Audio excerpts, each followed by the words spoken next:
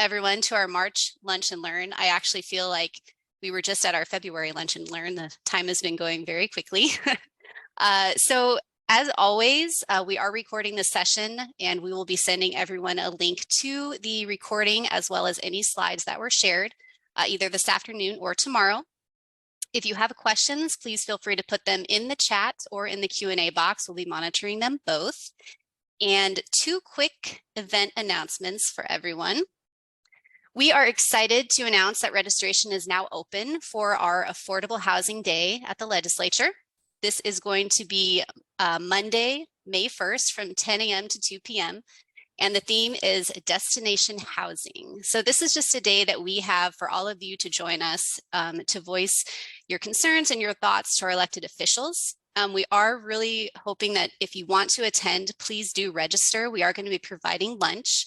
Anyone who registers is going to receive a name tag as well as an informational packet. And if you are a member, you are also able to register for an informational booth, which we're calling a pit stop. So you can do that upon registration. And secondly, just remember our conference is coming up in October. This year it's going to be in Las Vegas at Circa Resort and Casino, October 11th and October 12th.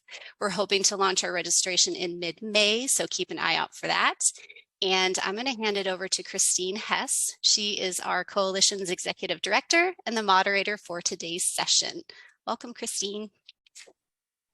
Awesome. Thank you so much, Amanda. And thank you everybody for being here today. This is a popular topic, housing and in the legislature as well, but around the dinner table, I know we're all talking about housing affordability, and what that means for us individually, what that means for our communities and neighbors, and what that means for the state. One of the things I like to start with is an understanding of our landscape. And annually now, I have asked our Nevada Housing Division to present the affordable housing landscape or subsidized housing inventory report that the Housing Division does with the help of our large jurisdictions every year. And so I think this must be our 3rd year doing this with the Housing Division, but I always like to pair it also with a bigger conversation. And so today I'm very pleased to have with us RCG Economics, John Restrepo and Grant McCandless. Thank you so much for joining us virtually. And I really depend on experts, right? Like you all, I'm reading the reports, and I have been fortunate enough to hear John and Grant at the EDON lunches, present reports, read their reports. They are actively engaged in housing and economic development, workforce conversations as we as a state look to grow and prosper. You know, they are the experts in terms of collecting data and providing the analysis and interpretation. And so they're here today with us to really share that side-by-side landscape, because of course, affordable housing, subsidized housing is not part of just a silo, right? It is part of a broader ecosystem, and they're all very connected and overlap. And that was actually maybe why you joined, was to understand what's the difference between attainable, affordable, and workforce housing. But what you're going to come to find out is that it really is all about housing, serving our community's needs. And so I'm going to kick it off to you, John, to get us started on your presentation for RCG. Thank you so much. And thank you also for your membership in the coalition. I appreciate it. Oh, no, thank you. Thank you so much. Yeah, I will give a really quick 30-second overview of how we view housing as economists, and I'll hand it over to Grant to get into the meat of the presentation, and then we can I'll make a couple of wrap-up statements, and we can kind of open for discussion. Yes, we've done quite a bit of work in the housing space. As a matter of fact, I was just looking back in our files. We did, I think, probably the one and only large-scale housing infill study for the county back in 2005, 2006. I don't think it's ever been done again, believe it or not. But housing has become a critical thing, as everyone knows. To us, as regional economists, I guess, and economic development advisors, we look at housing on a multi-front basis, and Grant will get into a little bit of this issue of how we view the affordable, attainable workforce housing, what kind of definitions we like to use and what our preferences. But for us, at the end of the day, housing resources, housing assets, whatever you want to call it, that is really a question of community resilience, and economic development resilience, I guess, economic development sustainability. You cannot have a sustainable economy, you cannot have a resilient community without a broad range of housing choices for our residents. And to us as a firm, one of the most critical parts of this is having housing available for the most vulnerable of our citizens and for our workforce. Without enough housing resources, we do become a community that becomes a little less resilient. And we already know, just because of the structure of the economy in Southern Nevada, Northern Nevada is much better off than we are. We're one of the most vulnerable metro areas in the country because of our economy. And so whatever we can do to lower that vulnerability through attracting companies here, to attracting a higher paid workforce is critical. And the key to that attraction is the quality, quantity, and affordability, if you want to call it that for lack of a better term right now, of our housing stock and our housing inventory. Housing at the end of the day is one of the most critical parts of economic development, community resilience. No less important, let's say, than high skill, high wage workers, for example. And so to us, we always look at the housing question as a economic development and community resiliency issue, putting beyond aside the moral questions. That's a whole other discussion. But from us as economists, when we look at companies that are looking at us and we're working with companies from out of state or with site selection companies or with the local economic development community, we always find it important for us as a firm to mention the question of housing as a key to a lot of this economic development and planning that we're doing. And that includes what we'll get into maybe a little bit, Christine, what kind of tax policies we should have, what kind of tax structure we should have that supports this resilience.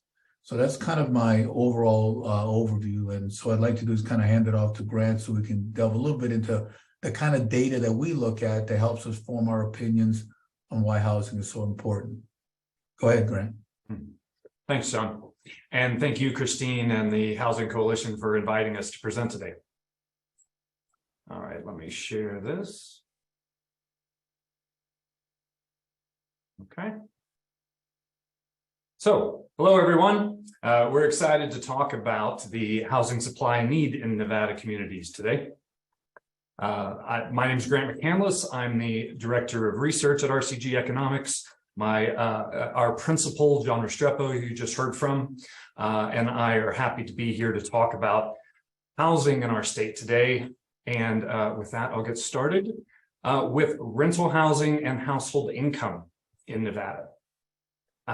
From the Nevada State Apartment Association, the average rent across all types of units in Nevada last year, as of mid-December, was $1,458 a month, a little bit higher in Reno, a little bit lower in the Las Vegas metro area. Now, you may be aware that there are standard recommendations about the percent of monthly gross income that households should spend on housing so that they have income to spend on food and other things. And one we use is from Wells Fargo and the National Association of Home Builders when they compute the Housing Opportunity Index, as it's called, and that is 28% of monthly gross income. So to look at where we stand, you can see this green table. I've separated the state, Metro Reno Sparks, and Metro Las Vegas with the average rents. And based on that 28%, if those households will only pay up to a ceiling of 28%, this is what they would need to earn in annual household income. And then the final column shows what the median renter household income is for those areas. And as you can see, it is a bit lower in all geographies than that 28% of the average rent. And some of you may be surprised to see that the Las Vegas metro area has a lower median renter income than the state. As I put there in the note, these median incomes, therefore the state, for Washoe County, for the Metro Reno Sparks, and for Clark County for Las Vegas, because that's the geographies where the data comes from. Let's look at the entire state by county now. And this comes from the U.S. Census Bureau, the American Community Survey, 5-year estimates.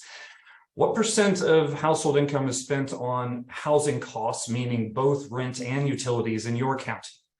So Clark, that's about 32% of household income. The lowest is Washoe at about 29. I shouldn't say the lowest in the state. Looks like Lincoln County might be the lowest in the state. There in the middle, Eureka, 31%. And the dark blue there, that is Esmeralda County. And according to the survey, that's 42%. Now, I put a question mark there because the standard error, or the margin of error for the Census Bureau's data is fairly high for Esmeralda. So that means they didn't get enough responses to have really high confidence, but it does suggest that a number of households in Esmeralda are paying more than 42%, which is, as you can imagine, a huge burden for those households to pay for housing alone. Compared to nationally, the median cost of rental housing nationally is 30% of household income. So Clark, Washoe, Eureka are close to that national average for rental housing costs. This slide is housing expenses per person in the state. And this, I should say, is both renter and owner-occupied housing. So these are the 10 most expensive states, starting at Hawaii, going down to South Carolina. The green line shows the housing costs as a percentage of the personal consumption. So this is not gross monthly income. This is what the individuals have to spend. And Nevada is at 20%. Which is the third highest in the country. So the housing costs are quite a burden in our state relative to other states. Looking at housing affordability for rentable units in Las Vegas. This data comes also from the American Community Survey. This is the one-year estimate, which compared to the 5-year estimate captures more recent trends. And so what this shows is the percent of households who are paying a certain percentage of their gross rent for rent, or I'm sorry, a certain percentage of their household income for gross rent. So we already talked about the 28%. You can see there, in Las Vegas and Clark County, we're at about 11% up until that, 30% of gross income. But then you get up to that 35% on the right. Roughly half of all households in Clark County are paying 35% or more for their rent. So that obviously exceeds the recommended 28% by quite a lot. The light blue is Nevada, and Nevada is slightly better. Let's look at the Reno area, same metrics. That is better in the Reno-Sparks area. Only 38% of Reno-Sparks households are paying 35% or more, but that's still much too high based on that 28% affordability. And there are, if you add up these columns up to the 29.9%, those are the brackets. It didn't stop at 28% in the data, so it goes up to 30. But 52% of households in the Reno-Sparks area are spending below 30%. And so there's quite a few, 48% paying more than is recommended. This slide compares two sources of data, compares households by income bracket and rent categories. So you'll see these two bars to the left, or I should say 4 bars, show rents less than $500 a month and between $500 and $1,000. Now, before you panic, these orange bars are households, but it doesn't mean we have mass homelessness in the Las Vegas metropolitan statistical area. Because it's two different sources, the sources of data, the categories for income for the households don't line up exactly to that 28% of monthly gross income. So what I had to do was make some conservative comparisons. So that second orange bar in the 500 to 1,000 rent bracket, some of those households could afford 1,000 or more in rent. But to be conservative, there's quite a number in that bracket of households that would be more than 28%. So I've put them there in that lower category. But what you can see here is you've got in the $1,000 to $1,500 a month in rent, we've got quite a few renter occupied units and fewer households that are in that income bracket. So that means the orange bar to the left, a lot of those households are renting in that higher rental bracket. And certainly the ones on the far left, the orange column, they're having to rent in the higher brackets. And that's why on the previous slide, you have so many in the Las Vegas metro area that are in that 35% or more of their monthly income, because we don't have enough units in those rent categories. Looking at Reno Sparks, same picture here, lots of households in those $60,000 or less per year categories, not enough units that are affordable to them, so they are renting at higher rents than what that 28% would, the recommended 28%. So that's the bad news. For a little good news, let's look at the Reno Sparks apartment supply. So from Collier's data last year, I've pulled here a chart that shows the forecast of apartment deliveries. So that's finished construction from Q4 of last year through Q1 of 2024. And based on this was the most recent data from Collier's, which is actually about November of last year. They're projecting almost 2,000 apartment units to be delivered in Q4 of last year. Hopefully that is roughly how many were delivered. They're also projecting quite a few in the first quarter of next year. Oddly enough, this calendar year, they're only projecting about 1,000.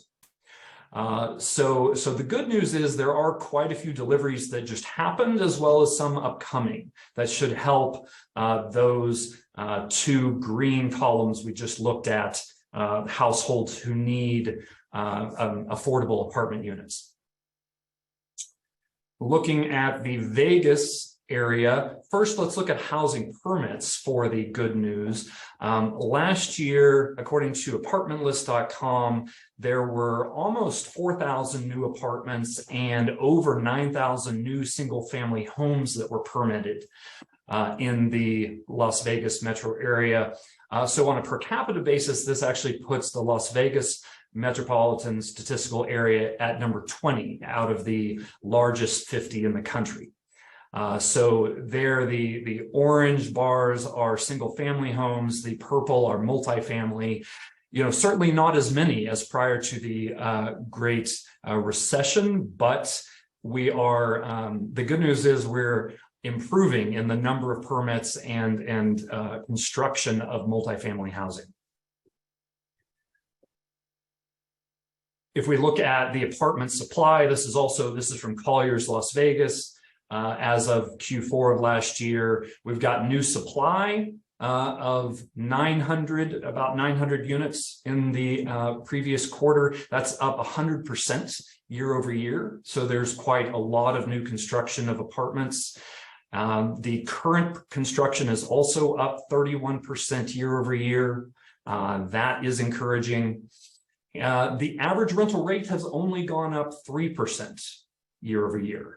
And for context, the median home prices for those owner-occupied homes in the Vegas metro area, they increased almost 7%. So the good news is, while there is price inflation and increasing costs for rent, those rental costs have not increased as much as the prices of homes for purchase. So Before I turn it over to Betsy, let me cover the high-level takeaways of what we just saw. Nevada housing expenses per capita were roughly 20% of personal consumption expenditures last year, which is the third highest in the country. So we need that to come down. In Nevada and the Vegas metropolitan statistical area, roughly half of renters spent 35% or more of their monthly household income on housing. Far too much. And Reno Sparks is slightly better, closer to 40%.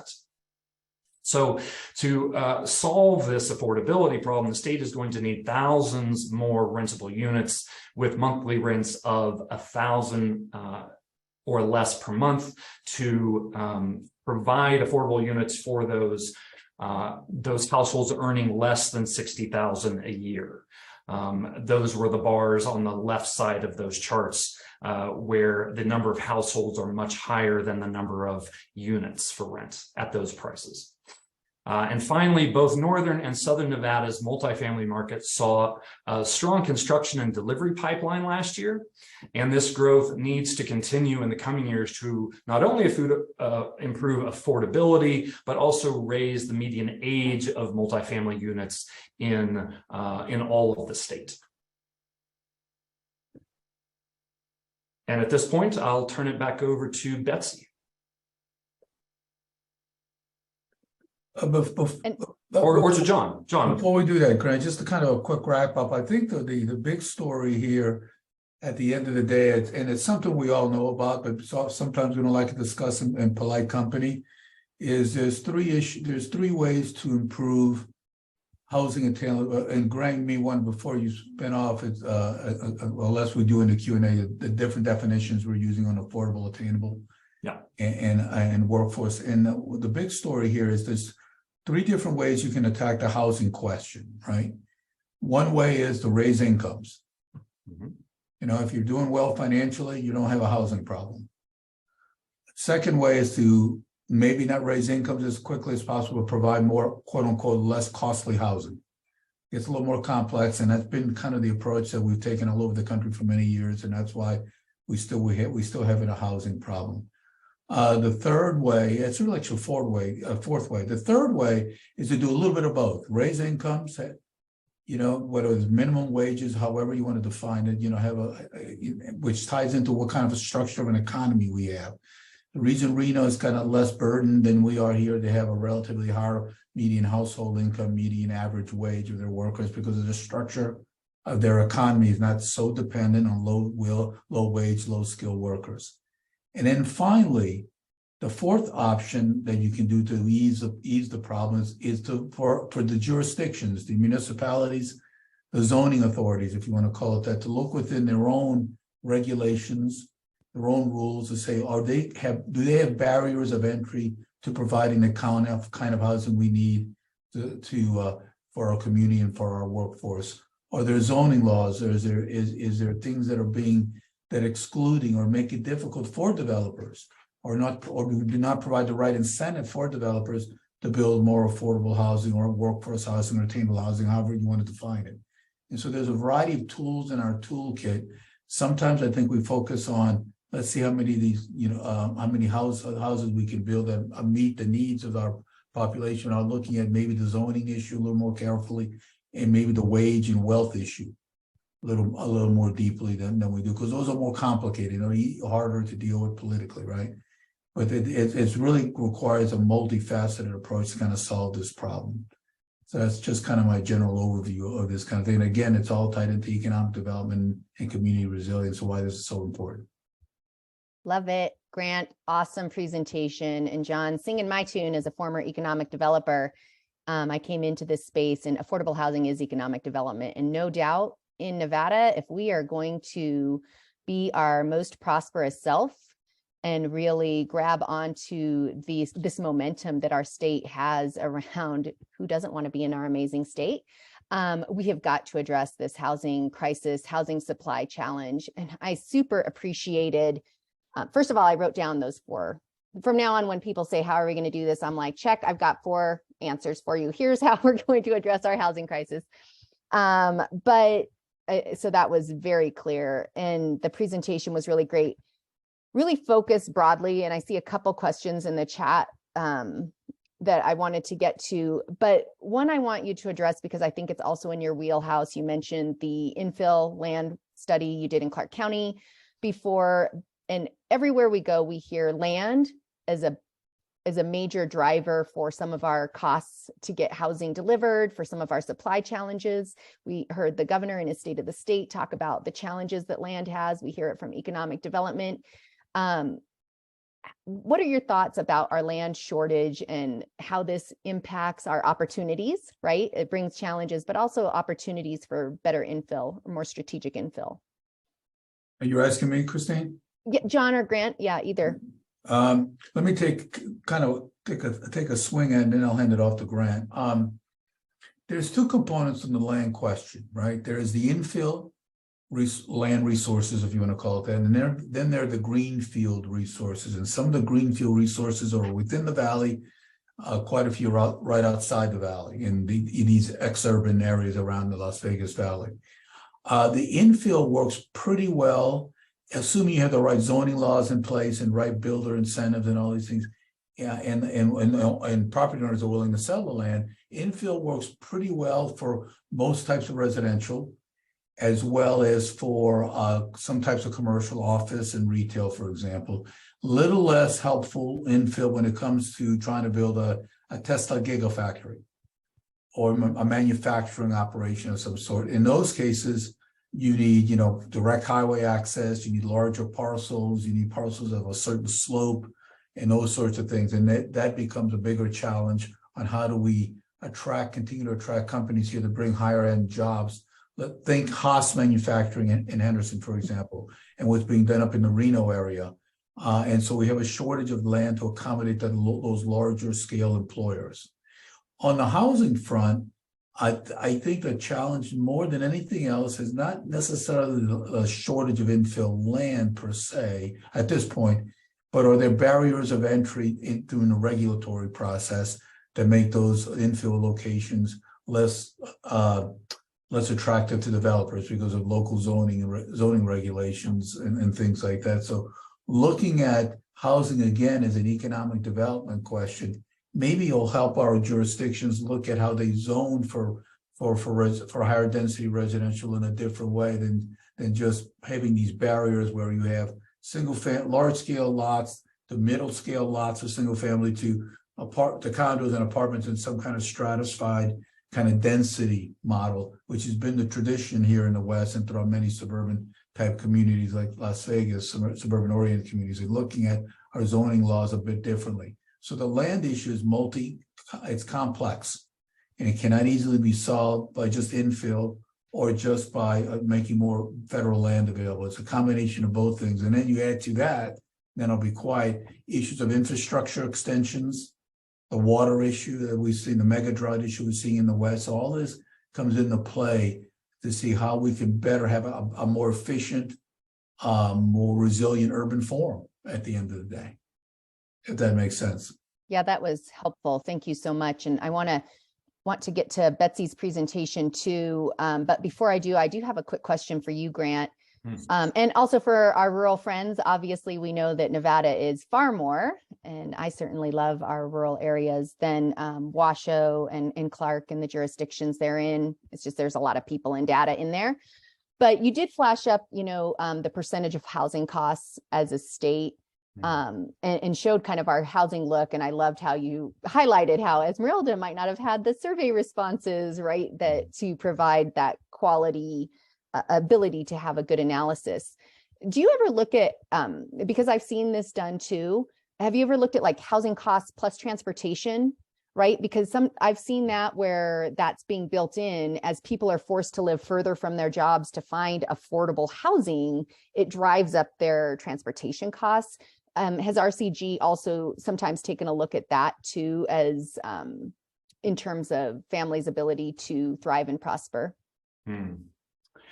We haven't yet added those transportation costs, but as you saw some of those early slides, the definition of housing costs often includes both, rent and utilities. I agree. I think it should also include transportation. And, following up what John said about land, those available parcels we do have, let's say in the Las Vegas Valley, that are out on the periphery, those, if, you know, those are going to be renting, you know, renters that live there, they're going to have extraordinary commuting costs to come from all the way out there. So I agree that, you know, the issue of housing is intertwined with infrastructure. In fact, housing is often considered an element of infrastructure, and I think rightly so. Awesome. Yeah, thank you so much for that. And you've all set the tone, and I just want to connect for everybody to how this conversation really connects to activities happening today, tomorrow, right now in our state legislature, right? There's so much going on, but in particular, there's a housing omnibus bill by Majority Leader Hottage, Assembly Bill 213. And it is really taking a look at, you know, first of all, I'm not saying that everybody should be one way or another, but what is the role of state? What is the role of local? Obviously, these zoning and community concerns are housed at the local level, and rightly so. We know our communities best, but perhaps there's an opportunity for the state to come in and help incent or help guide some of our local communities to meet their community's needs for housing. And so you'll see some of that manifest in some zoning suggestions in Assembly Bill 213. I'm going to give it a very high level, but also Assembly Bill 213 does address the Affordable Housing Progress Report, one of my favorite times of the year. I know for everybody else, it might be Christmas or 4th of July. For me, it's March when I get to have my reading of the Affordable Housing Progress Report. That is something that is mandated by statute that our large jurisdictions report back to the Housing Division. But for me, is really important to understand, because as Grant, what I took away from your presentation was, yes, we need some housing supply and across the spectrum of our households in Nevada, but there is a huge need, right? I mean, rents below $1,000, most of those are not market rate housing, unless they're some more, less conventional, like maybe ADUs, accessory dwelling units or something, right? So there's a huge need for affordable housing, quote unquote. Again, we're going to get into this weird word space, but housing that has some type of, typically it's federal, but some type of subsidy coming to the table to help maintain artificially oppressed rents, income restricted units to be available for our working Nevadans and some of our most vulnerable populations, as you've noted, to have stable housing and not put themselves at high risk of homelessness. So Betsy, can you give us a state of the state on our subsidized supply? And you'll see, I'm not going to put you on the spot. By the way, everybody, Betsy's retiring. Awful news. Boo. It was against my wishes. We won't have a ton of time for Q&A unless you can stay a little bit after 12:45. But if you'd like to go ahead and start, I'd love to get a landscape of our current subsidized inventory. Thanks, Grant and John, for that overview too. Certainly. Sure. Well, hello, everybody, and thank you so much for having me. It's a great privilege for me to be here with you this afternoon. Let us start with the just discussing, oh my goodness, every time I have something, I don't seem to be able to progress. Dang. We have your slides handy, Betsy, if you need us to pull them up. What is going on with that? Oh my goodness. Boy. Would you like us to pull the slides, Betsy? Yeah, that might have to happen. Great, we've got them right now, so you can just call for your next slide. Go for it. Thank you, Amanda. Well, what is, boy, that threw me off again. Darn it. Anyway, what I want to do is I want to go to the next slide here. And as Christine said, the Annual Housing Progress Report is something that is done because of a statute 278.235. This concerns Clark and Washoe County jurisdictions only, not the entire state. So all of these numbers that we're looking about are just those two counties, which of course is a huge proportion of our population. The statute requires those jurisdictions to adopt at least 6 of 12 of these affordable housing measures. And then they report each year to the housing division how they have used them to develop and maintain affordable housing. And included in the report is the rental assistance and supportive services for housing. So next slide here. This subsidized inventory that I'm going to talk about has to do with housing that has a government program funding or somehow involved with government programs. They typically are going to have rent and affordability restrictions. So for my interpretation of the statute is that we go all the way up to tier 3, which I have an example here, family of 4 in Las Vegas in 2022. These are about to go up. So tier 3 would go all the way up to $98,000 a year for a family of 4 in Las Vegas. But the vast majority, 99% of what is reported to me from the jurisdictions concerns housing activity that is benefiting households and restricted to households at 80% of AMI or below, or that tier 2.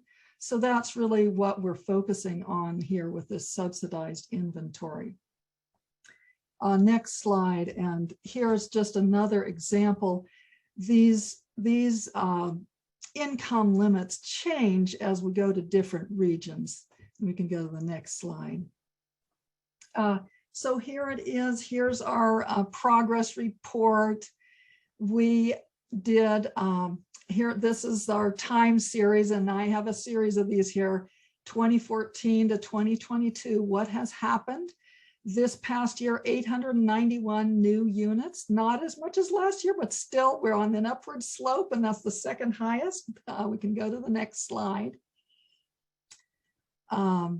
As far as units preserved, now these are not adding additional units. These are physically preserving the units that we already have in the inventory, as well as increasing those affordability restrictions for tax credit housing as much as 30 to 50 years. So important. We had a low number, kind of disappointing, but we're still on an upward trend because we had so many last year, and next year, I believe, promises to be quite large. So hopefully not too bad. So let's go to the next slide. This is where we're really being able to make progress in our net, because we have to take into account that we have exiting units, that units that are exiting these affordability restrictions and exiting our subsidized inventory. They may or may not stay in the affordable realm as the naturally occurring affordable housing. We can't say. Next slide. So our inventory is up. This is a good news story. We're up again. Winning streak continues. Yay! 31,334. And remember, this is just Washoe and Clark, not including the balance estate. Next slide. I like to track how does the subsidy compare to population growth. In Nevada, we're fast growing. A great blessing, more jobs, but perhaps a double-edged sword for housing.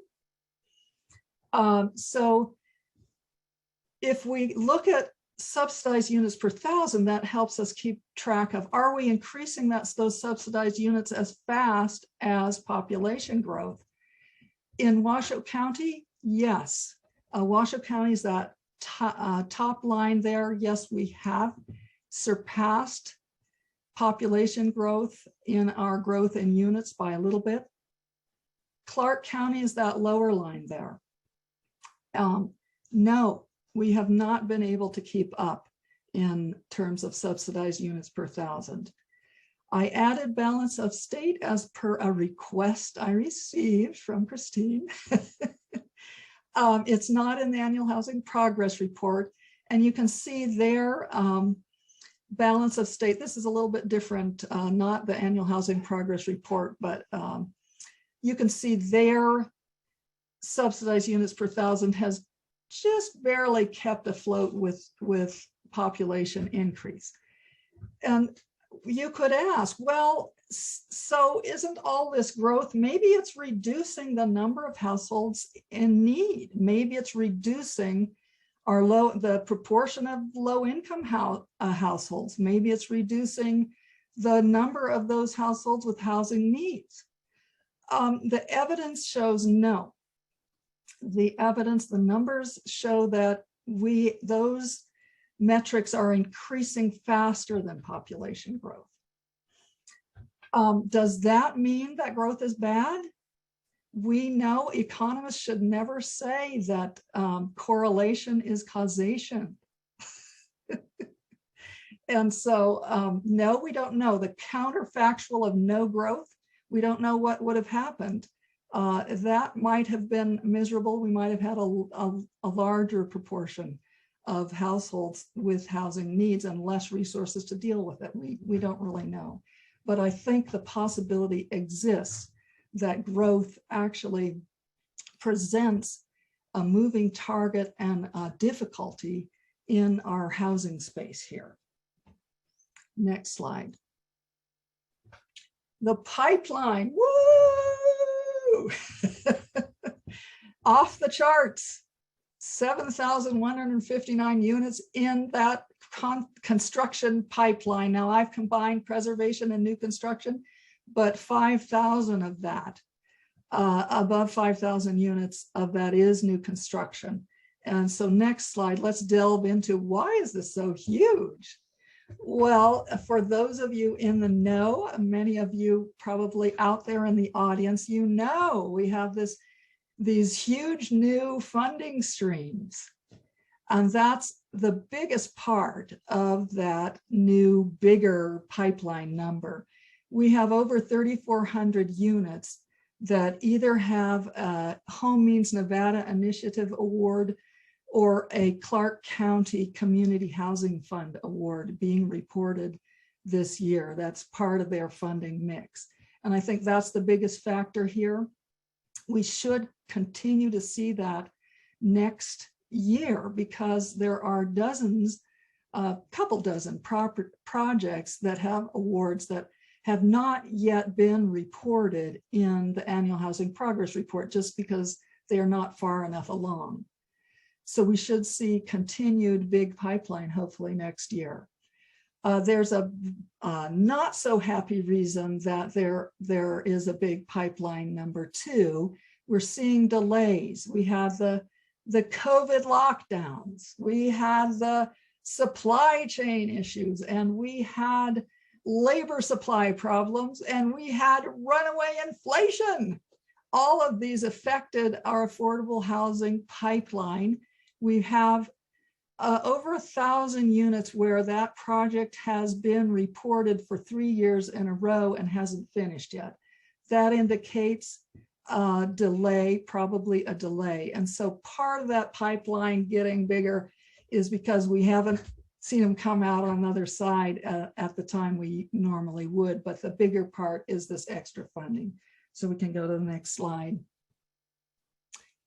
Okay, the affordable housing need, we always need to keep looking at that. I think John and Grant did a pretty good job of demonstrating that affordable housing need. But, you know, in the housing world, we have our own stats on that, the CHAZ data. And we see here, this 250,000, almost 250,000 households under 80% of AMI that have some sort of housing problem, most typically affordability. That's our need, and that need is still out there, as we've seen with Grant and John's information as well. And then as a measure of of how we're doing, we look at this, the effort we've put forth there with subsidized units, and I've put in the vouchers and minus overlap there, so that's a little complicated, that number, plus additional households assisted. Very interesting number again this year, because we have gone, these additional households assisted are households that are getting emergency rental assistance, short-term emergency rental assistance for the most part. And that number before the COVID era was something like 2,000 to 4,000 was how it was running. Now we're seeing 25,000 there. Whoa, that has moved the needle on this number over here, this ratio that we have of households in need for each household assisted. We would wish this metric was 0, because we'd like to do our effort and then have 0 households in need left over. We don't want to have any households in need. But if we can't get it to 0, smaller is better. And next slide, you can see that you all move the needle here, that with the enormous size of those emergency rental assistance programs, the enormous funding and the enormous effort, that really moved the needle. And I think it's interesting again to see that. And I think it maybe speaks to the amount of effort that we need and the amount of funding that we need, and also a way that we can help. It doesn't have to be units. So next slide. This is looking at what are exactly the problems that 250,000 households, what are the housing problems they had? Well, there's a tiny little slice over there that their problems with or without rent burden or housing cost burden for owners are beyond the cost. It's, crowding, lack of full kitchen, lack of full plumbing. Thousands of households, but small minority. The vast majority of what we're talking about here are these households have trouble juggling all of their costs, particularly low income households, juggling the cost of rent and food and all of the other necessities. That's the issue here. And if you think of it that way, you have to think this is really a way of approaching poverty from the housing end, and possibly indicates to us that one of the most difficult and thorny parts of poverty for us in the US is housing. So next slide. With that as background, I had some fun. Don't tell May, my boss, that I'm off doing these things. So I had some fun dipping into the public use microdata sample from the ACS, the American Community Survey. And you can tell what is that wedge. In the housing world, we usually use that 30% standard for gross rents or gross housing costs. We want it to be below 30% of income. So what's the wedge, the difference between that standard and what households are actually paying that is creating this housing problem? I came up with about $460 a month. That was back in 2019 as the average wedge.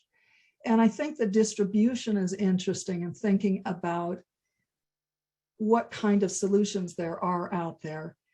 15% of our population, less than $100 a month, was that wedge that we could resolve and erase their housing burden.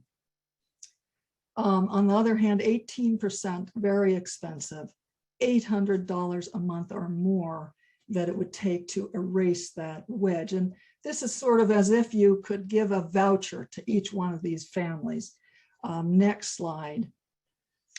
By the way, that was just a subset of the 250,000 that we were talking about. That was just very low income renters. So how much would it cost? This is a little bit different. Instead of looking at units, let's look at money. How much would it cost?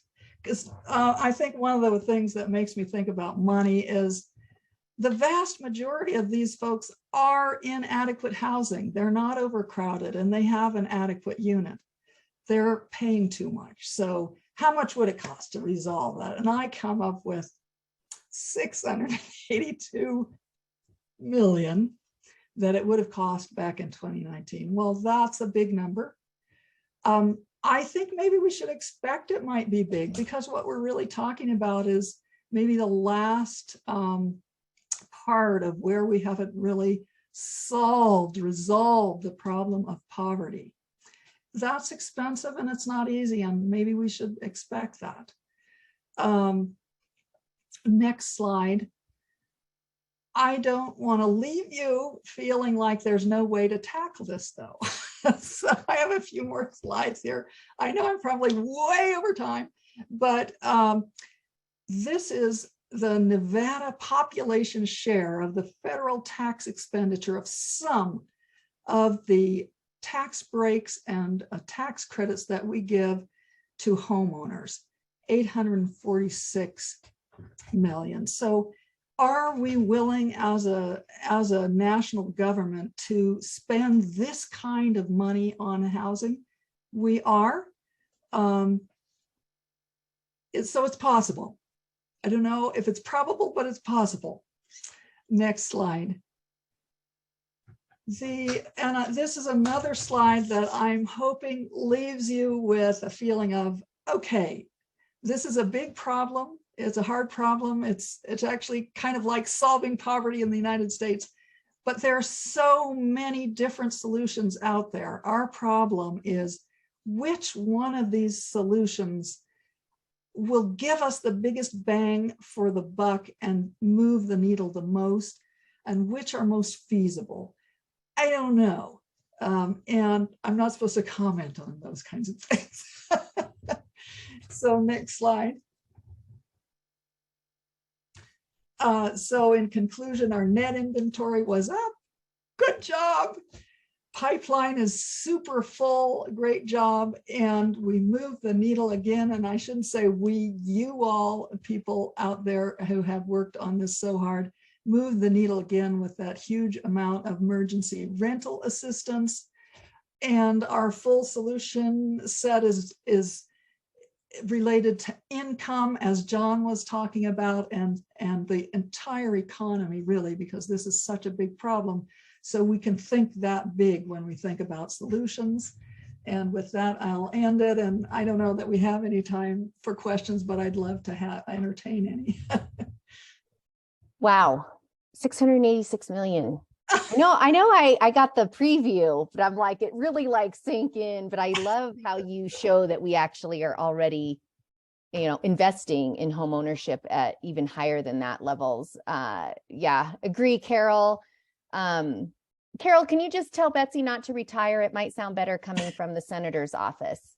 But you are inspiring. What I really appreciated too, Betsy, so much, all of this, and for everybody, you will get a copy of the slides and the recording. And I know we're a little over time. I can't help it. I love this stuff. It's amazing. And you spoke to it, RCG spoke to it, right? You both, with your analysis, with the data, pointed to solutions, right? And there was overlap in the solutions, right? John and Grant, I know you heard overlap with what your solutions were with what Betsy talked about, right? It's an income challenge, right? It's our inventory and how we reach that. Betsy, I really appreciated how you brought forward some of the short-term solutions too, right? And the voucher challenges, which we've raised with our congressional delegates, right? The HUD formulas are outdated. They need to match populations. And so there's just so much that can happen for that, and really an understanding of this data in order to have strategic solutions is really important. There are some comments in the chat. What I'm going to do is save the chat, and maybe we can circle back with those who commented in the chat. So if there's some things that we can handle offline and by email, that would be great. Betsy, amazing. I'm not going to get you into trouble. And thank you, May, for allowing Betsy to answer my extra questions beyond the Affordable Housing Progress Report. But I would highly recommend that everybody read the Affordable Housing Progress Report. You will get this presentation annually. I don't think I can mandate that in statute, but thankfully, the division is always happy to present this information that they collect. And thanks to our large jurisdictions for their work in getting you the data, Betsy. John and Grant, Betsy, thank you all so much. Amanda, thanks for kicking us off. Again, if you're not a coalition member, there is a lot going on in the legislative session. Oh, then John and Grant, I see you unmuted too. Probably just to say goodbye and thank you. Thank you. Yeah, Thank you. for sure. I do want to, for those of you that are still on, there's still 70 of you here. Amanda's going to drop in the chat Assembly Bill 310. In a week's time, we had a bill draft request, proposed a conceptual amendment that was accepted. The bill language dropped, and we have a hearing for Assembly Bill 310. This is the Supportive Housing Development Fund. And really both Betsy and RCG Economics, although, you know, Grant and John, you didn't call out supportive housing in particular. When you talked about those extremely low income, typically supportive housing is the type of housing that will serve extremely low income. It's housing that's deeply subsidized, but comes with services, right? It's the housing solution to end homelessness. Assembly Bill 310 developed in the last year through Elevate Nevada and the Nevada Housing Coalition Policy Committee, a lot of work, a lot of expertise brought to the table in discussion, but it's essentially a supportive housing development fund. This fund would house at the Nevada Housing Division, Betsy. I had to have a conversation with your boss to say, I know you don't do services, but we want the housing division to be a one-stop shop for developers, right? So developers that are developing this niche housing that really helps end homelessness and prevent homelessness and stabilize so many low-income families that we're not doing strategically. We have a little bit happening here and there. Appreciate and love everybody who's doing the work. But to do it strategically, we need to be able to incent with service funding. And we're also leaving federal dollars on the table, right? Mm-hmm. We don't even know what that looks like. But let's kick this off state, show how we can actually avoid costs that come. So first of all, I don't want to dismiss the fact that we want to help people and let them be their best version of themselves.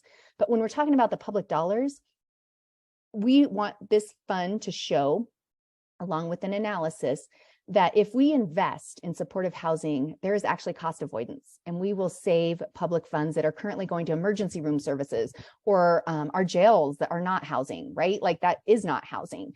So what is the cost avoidance, and how can an investment in supportive housing actually alleviate some of the public funding burdens that we're currently having, allow Nevadans to be the best version of themselves, and really make a strategic approach for solutions to end homelessness? So you'll hear that in Government Affairs tomorrow at 9 a.m. A big shout out to Assemblywoman Danielle Monroe Moreno for sponsoring the bill, and we are really excited about it. It's a $32 million ask. Just a little one, but we think it can make a greater impact than that and really set and transform how we attack our homelessness crisis and housing for those most in need. So thank you so much, everybody. John, Grant, Betsy, you guys are amazing. There's going to be a ton of questions and follow-up, and everybody wants your slides. So we'll get that out to everybody. Thank you.